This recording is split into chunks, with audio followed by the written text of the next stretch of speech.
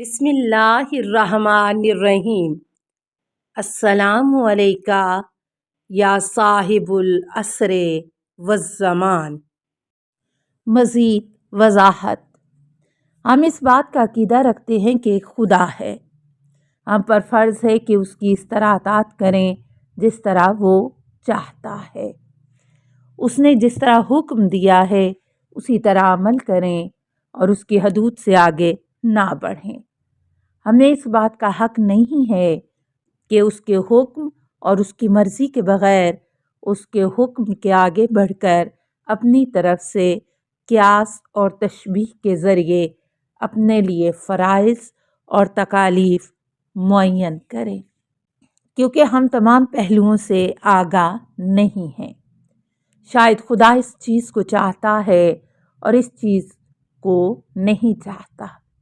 اس نے ہمیں آگے بڑھنے سے منع کیا ہے، اور چونکہ اس نے ہمیں حکم دیا ہے کہ خانہ کعبہ کے سامنے عبادت کریں، ہم بھی اس کی اطاعت کرتے ہیں اور اس کے حکم سے تجاوز نہیں کرتے۔ اس طرح اس نے ہمیں حکم دیا ہے کہ دنیا کے کسی بھی حصے میں خانہ کعبہ کی سمت عبادت کریں، چنانچہ اسی کے حکم کی تعمیل کرتے ہیں۔ اور جناب آدم علیہ السلام کے بارے میں اس نے اپنے ملائکہ کو حکم دیا کہ حضرت آدم علیہ السلام کے سامنے سجدہ کریں، نہ کہ آدم کی شکل و صورت پر بنے کسی دوسرے کے سامنے۔ لہٰذا تمہارے لیے جائز نہیں ہے کہ اس کی شکل و صورت کو اپنے سے مقایسہ کرو، کیونکہ تم نہیں جانتے کہ جو کام تم انجام دیتے ہو شاید وہ اس سے راضی نہ ہو، کیونکہ ممکن ہے کہ اس نے تمہیں اس کام کا حکم نہ دیا ہو۔ مثال کے طور پر اگر کوئی شخص تمہیں کسی خاص دن میں کسی خاص اور معین مکان میں جانے کی اجازت دے دے، تو کیا تمہارے لیے کسی دوسرے دن بھی اس مکان میں جانے کی اجازت ہے؟ یا اس معین دن میں کسی دوسرے مکان میں چلے جاؤ؟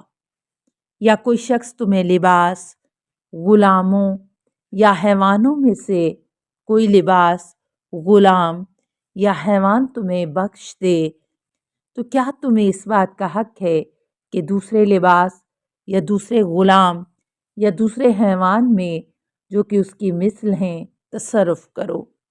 جسم ناز کی اجازت نہیں ہے۔ بت پرستوں کا تیسرا گروہ نہیں، ایسا ہمارے لیے جائز نہیں ہے، کیونکہ صرف مخصوص کام میں اجازت دی گئی ہے، کسی دوسرے کام میں نہیں۔ پیغمبر اکرم صلی اللہ علیہ وآلہ وسلم، مجھے بتاؤ کہ کیا خداوند عالم سزاوار تر ہے کہ اس کی اطاعت کی جائے اور اس کی اجازت کے بغیر اس کی ملکیت میں تصرف کریں، یا دوسرے لوگ؟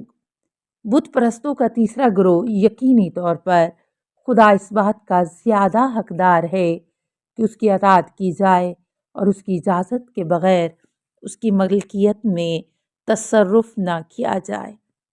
پیغمبر اکرم صلی اللہ علیہ وآلہ وسلم، پس تم نے خدا کے حکم کے بغیر ہی ان بتوں کی پوجا کیوں شروع کر دی اور اس کی مرضی کے بغیر ہی ان بتوں کے سامنے سجدہ کرنے لگے؟ پیغمبر اکرم صلی اللہ علیہ وآلہ وسلم کے بہترین دلائل کے سامنے بت پرستوں کا تیسرا گروہ لاجواب ہو گیا اور وہ خاموش ہو گئے، اور انہوں نے عرض کی، ہمیں اس سلسلے میں غور و فکر کی اجازت دیں۔ حضرت امام جعفر صادق علیہ السلام نے پیغمبر اکرم صلی اللہ علیہ وآلہ وسلم کے ان 5 گروہوں سے مناظرے کو نقل کرنے کے بعد فرمایا، قسم ہے اس خدا کی کہ جس نے پیغمبر اکرم صلی اللہ علیہ وآلہ وسلم کو مبعوث بر رسالت کیا، کہ ابھی 3 دن نہیں گزرے تھے کہ یہ 5 گروہ کے تمام 25 افراد پیغمبر اکرم صلی اللہ علیہ وآلہ وسلم کی خدمت میں حاضر ہو گئے، اور انہوں نے واضح طور پر اعلان کیا، ما رأینا مثل حجتکا یا محمد نشہد انکا رسول اللہ۔ اے محمد، ہم نے آپ جیسی مستدل گفتگو نہیں دیکھی ہے، ہم گواہی دیتے ہیں کہ آپ خدا کے بھیجے ہوئے برحق پیغمبر ہیں۔ نمبر 2، قریش کے سرداروں سے پیغمبر اکرم صلی اللہ علیہ وآلہ وسلم کا مناظرہ۔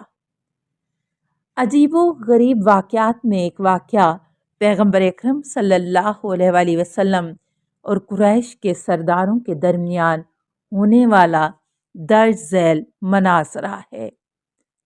ایک روز پیغمبر اکرم صلی اللہ علیہ وآلہ وسلم چند اصحاب کے ساتھ خانہ کعبہ کے پاس بیٹھے ہوئے تھے اور قرآنی آیات اور اسلامی احکام کی تعلیم میں مشغول تھے۔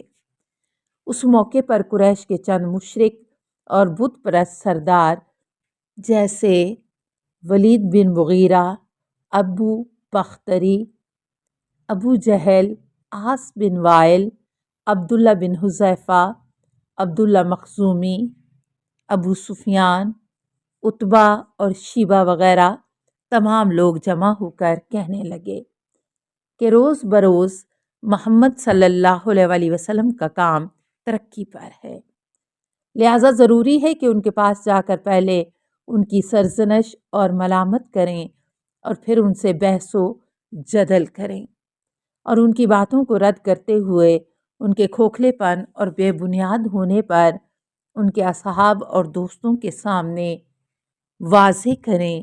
اگر انہوں نے ہماری باتیں سمجھ لیں اور اس انحراف اور کج روی سے باز آ گئے تو ہم اپنے ہدف میں کامیاب ہو گئے، ورنہ تلوار کے ذریعے ان کا کام تمام کر دیں گے۔ ابو جہل نے کہا، ہم میں سے کون ایسا شخص ہے جو ہماری طرف سے ان کے ساتھ جدل اور بحث و مناظرہ کرے؟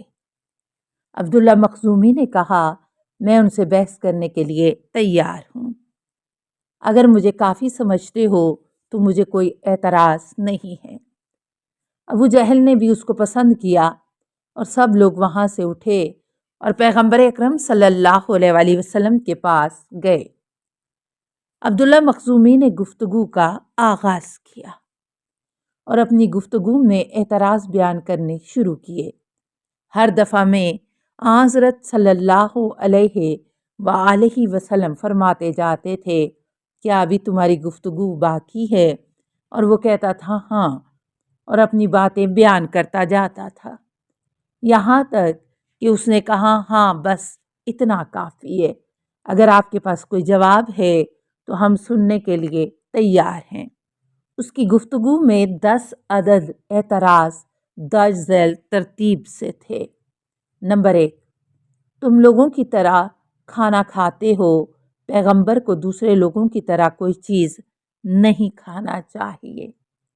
نمبر 2، تمہارے پاس کیوں مال و دولت نہیں ہے، حالانکہ تمہیں خدا کے نمائندے اور ایک طاقتور بادشاہ کی طرح صاحب جاہ و ثروت ہونا چاہیے۔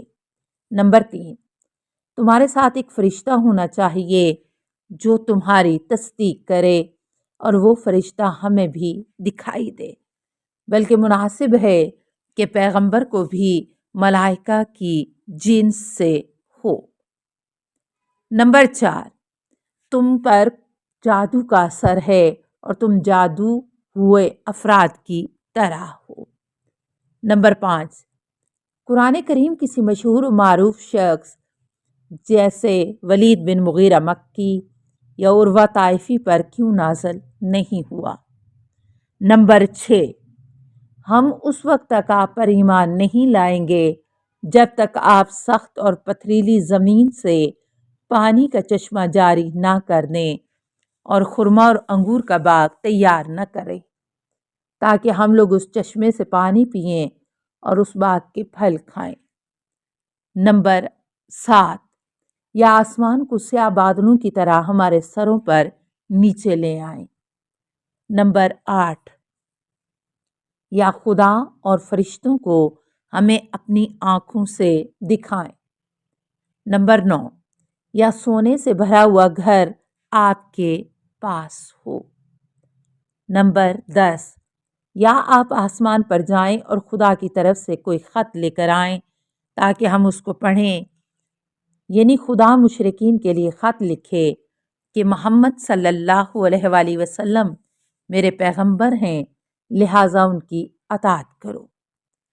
ان 10 چیزوں کو انجام دینے کے بعد بھی ہم وعدہ نہیں کرتے کہ ہمارے دل کو اطمینان حاصل ہو جائے کہ آپ پیغمبر ہیں، کیونکہ ممکن ہے کہ یہ تمام کام آپ جادو اور چشم بندی کے ذریعے انجام دیں۔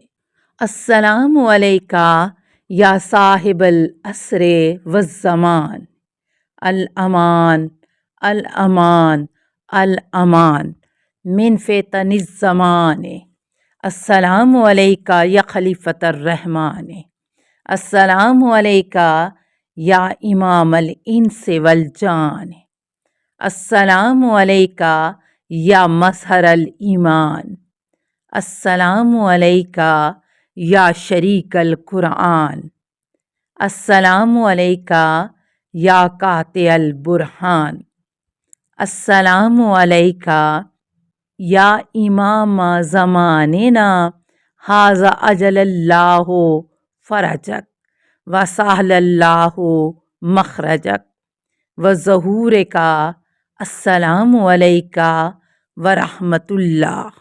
اللہم صلی علی محمد و آل محمد۔